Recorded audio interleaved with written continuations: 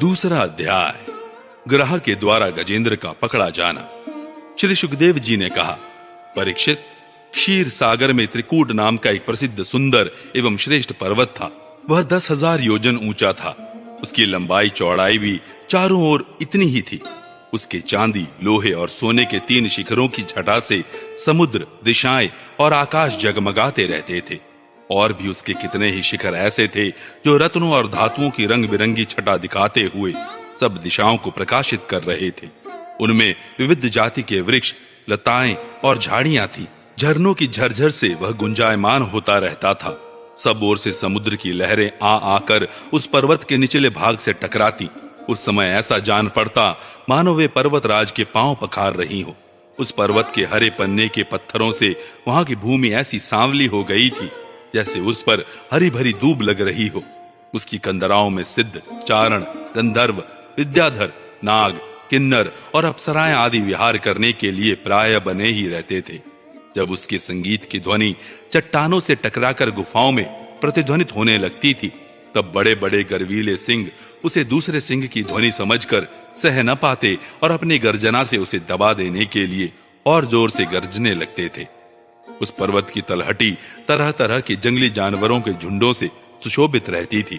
अनेकों प्रकार के वृक्षों से भरे हुए देवताओं के उद्यान में सुंदर सुंदर पक्षी मधुर कंठ से चहकते रहते थे। उस पर बहुत सी नदियां और सरोवर भी थे। उनका जल बड़ा निर्मल था। उनके पुलिन पर मणियों की बालू चमकती रहती थी। उनमें देवांगनाएं स्नान करती थी, जिससे उनका जल अत्यंत सुगंधित हो जाता था। उसकी सुरभि लेकर भीनी भीनी वायु चलती रहती थी। पर्वतराज त्रिकूट की तराई में भगवत प्रेमी महात्मा भगवान वरुण का एक उद्यान था। उसका नाम था ऋतुमान। उसमें देवांगनाएं क्रीड़ा करती रहती थी। उसमें सब ओर ऐसे दिव्य वृक्ष शोभायमान थे जो फलों और फूलों से सर्वदा लदे ही रहते थे।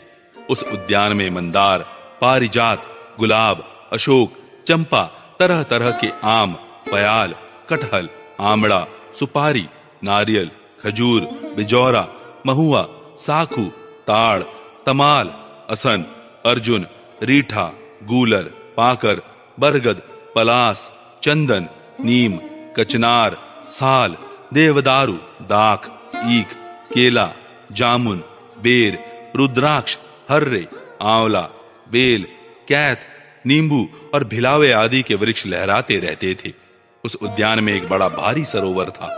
उसमें सुनहले कमल खिल रहे थे और भी विविध जाति के कुमुद, उत्पल, कलहार, शतदल आदि कमलों की अनूठी छटा छिटक रही थी। मतवाले भौरे गूंज रहे थे। मनोहर पक्षी कलरव कर रहे थे। हंस, कारंडव, चक्रवाक और सारस दल के दल भरे हुए थे। पनडुब्बी, बतख और पपीहे कूज रहे थे। मछली और कछुओं के चलने से कमल के फूल हिल जाते थे, जिससे उनका पराग झड़कर जल को सुंदर और सुगंधित बना देता था। कदम्ब, बेंत, नरकुल, कदम्बलता, बेन आदि वृक्षों से वह घिरा था।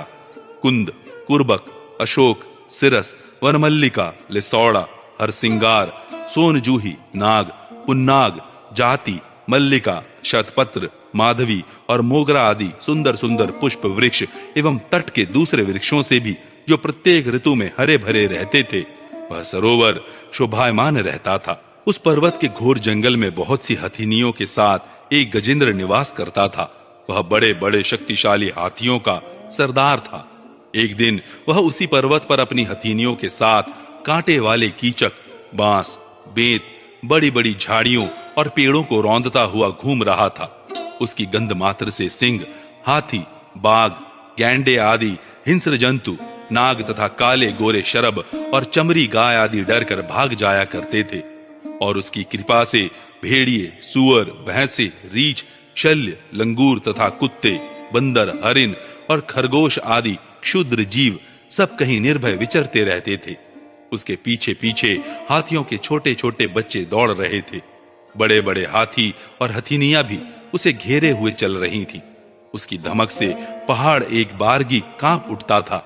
उसके गंड स्थल से टपकते हुए मद का पान करने के लिए साथ साथ भौरे उड़ते जा रहे थे।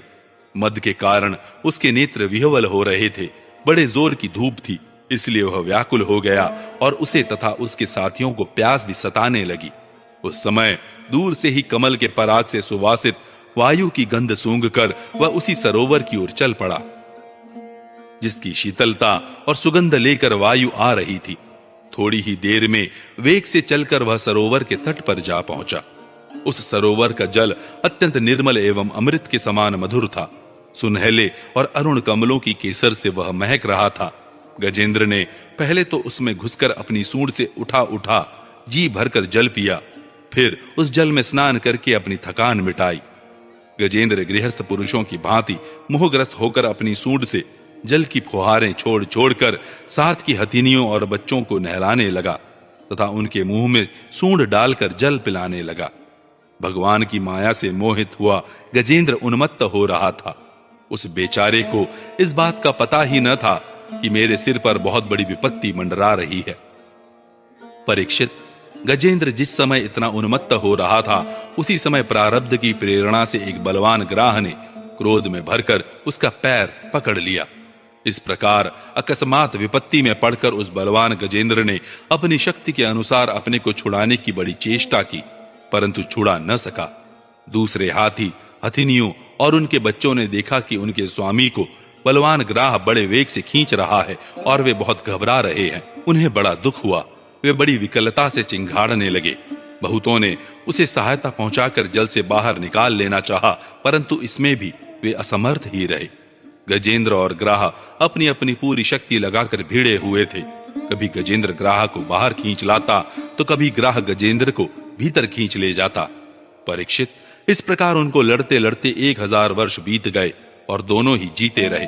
यह घटना देखकर देवता भी आश्चर्यचकित हो गए। अंत में बहुत दिनों तक बार बार जल में खींचे जाने से गजेंद्र का शरीर शिथिल पड़ गया। न तो उसके शरीर में बल रह गया और न मन में उत्साह। शक्ति भी क्षीण हो गई। इधर ग्राह तो जलचर ही ठहरा, इसलिए उसकी शक्ति क्षीण होने के स्थान पर बढ़ गई। वह बड़े उत्साह से और भी बल लगाकर गजेंद्र को खींचने लगा। इस प्रकार देहाभिमानी गजेंद्र अकस्मात प्राण संकट में पड़ गया और अपने को छुड़ाने में सर्वथा असमर्थ हो गया।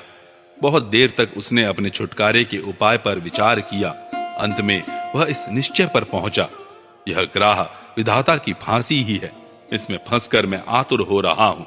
जब मुझे मेरे बराबर के हाथी भी इस विपत्ति से न उबार सके, तब ये बेचारी हथीनियां तो छुड़ा ही कैसे सकती हैं। इसलिए अब मैं संपूर्ण विश्व के एकमात्र आश्रय भगवान की ही शरण लेता हूं। काल बड़ा बली है। यह सांप के समान बड़े प्रचंड वेग से सबको निगल जाने के लिए दौड़ता ही रहता है। इससे अत्यंत भयभीत होकर जो कोई भगवान की शरण में चला जाता है, उसे वे प्रभु अवश्य अवश्य बचा लेते हैं। उनके भय से भीत होकर मृत्यु भी अपना काम ठीक ठीक पूरा करता है। वही प्रभु सबके आश्रय हैं। मैं उन्हीं की शरण ग्रहण करता हूं।